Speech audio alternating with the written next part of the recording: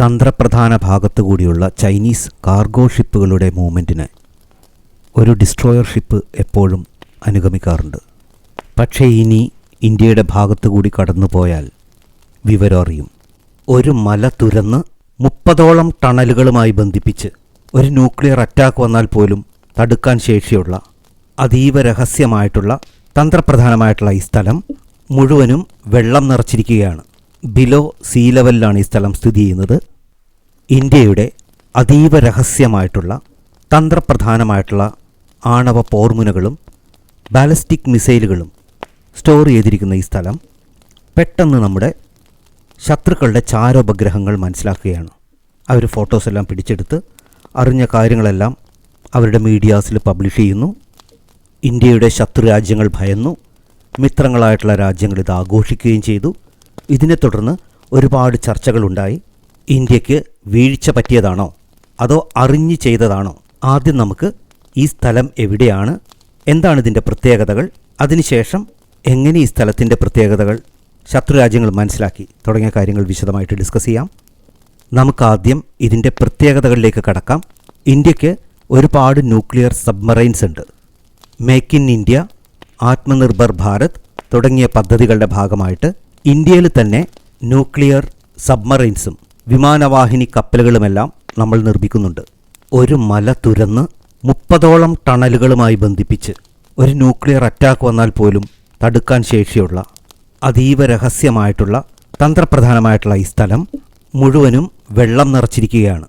Below see ലെവലിലാണ് ഈ സ്ഥലം സ്ഥിതി ചെയ്യുന്നത്.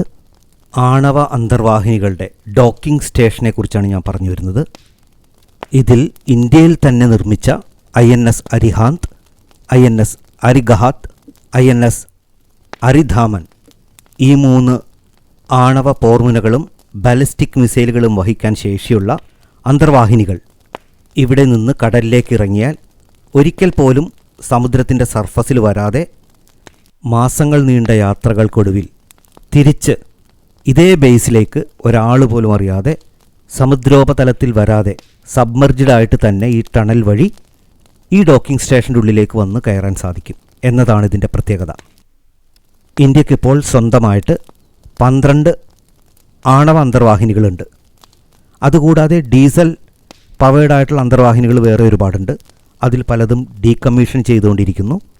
ഡീസൽ അന്തർവാഹിനികൾക്ക് ഭയങ്കര നോയ്സാണ്, അതിന് പെട്ടെന്ന് തിരിച്ചറിയാൻ സാധിക്കും.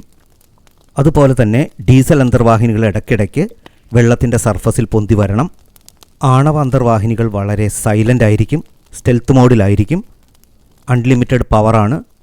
1 മാസത്തിൽ കൂടുതൽ അവയ്ക്ക് വെള്ളത്തിൻ്റെ സർഫസിൽ വരാതെ സുഖമായിട്ട് സമുദ്രത്തിനടിയിലൂടെ സഞ്ചരിക്കാൻ സാധിക്കും. ഈ ഡോക്കിംഗ് സ്റ്റേഷൻ സ്ഥിതി ചെയ്യുന്നത് ആന്ധ്രാപ്രദേശിലെ രാംബല്ലി എന്ന സ്ഥലത്താണ്. ബാബ അറ്റോമിക് റിസർച്ച് സെൻറ്ററിൽ നിന്ന് ഏകദേശം ഒരു 16 കിലോമീറ്റർ മാത്രം. വിശാഖപട്ടണം പോർട്ടിൽ നിന്ന് ഒരു 50 കിലോമീറ്റർ ഡിസ്റ്റൻസ്. ബേ ഓഫ് ബംഗാളിലാണ് ഈ ഡോക്കിംഗ് സ്റ്റേഷൻ സ്ഥിതി ചെയ്യുന്നത്. 30ൽ കൂടുതൽ ടണൽ ഓപ്പണിങ്ങുകളുണ്ട് എന്ന് പറഞ്ഞാൽ വളരെ കോംപ്ലക്സ് ആയിട്ടുള്ള ഒരു നെറ്റ്വർക്കാണ്. ഒരുപാട് സബ്മറൈൻസിനെ സെയിം ടൈം ഡോക്ക് ചെയ്യാനായിട്ട് സാധിക്കും. ഇനി ഇന്ത്യ എന്തുകൊണ്ടാണ് ഇത്രയും തന്ത്രപ്രധാനമായിട്ടുള്ള ഒരു സ്ഥലം ശത്രു രാജ്യങ്ങളുടെ ചാരോപഗ്രഹങ്ങൾക്ക് പിടികൊടുത്തത്? ചൈനയുടെ 80% ട്രേഡ് നടക്കുന്നത് മലാക്ക കടലിടുക്കിലൂടെയാണ്. ചൈനയുടെ 1 ബെൽറ്റ് 1 റോഡ് പദ്ധതി ഇനിയും പൂർണ്ണമായി വിജയിച്ചിട്ടില്ല. ഇപ്പോഴും കടൽ മാർഗം തന്നെയാണ് ചൈന ഉപയോഗിക്കുന്നത്. ബംഗാൾ ഉൾക്കടലിൽ ചൈനയുടെ സാന്നിധ്യം കുറച്ചുകൂടി ശക്തമായിട്ടുണ്ട്. മ്യാൻമറിൽ പുതിയ 2 പോർട്ടുകൾ ചൈന ഓപ്പറേറ്റ് ചെയ്യുന്നുണ്ട്. അത് ചൈനയിൽ നിന്ന് ഡയറക്റ്റായിട്ട് റെയിൽ വഴിയാണ്. അതുപോലെ ബംഗ്ലാദേശിലേക്ക് ചൈനയ്ക്ക് ക്ഷണമുണ്ട്. ബംഗ്ലാദേശിലെ പോർട്ടുകൾ ചൈന ഓപ്പറേറ്റ് ചെയ്തു തുടങ്ങി.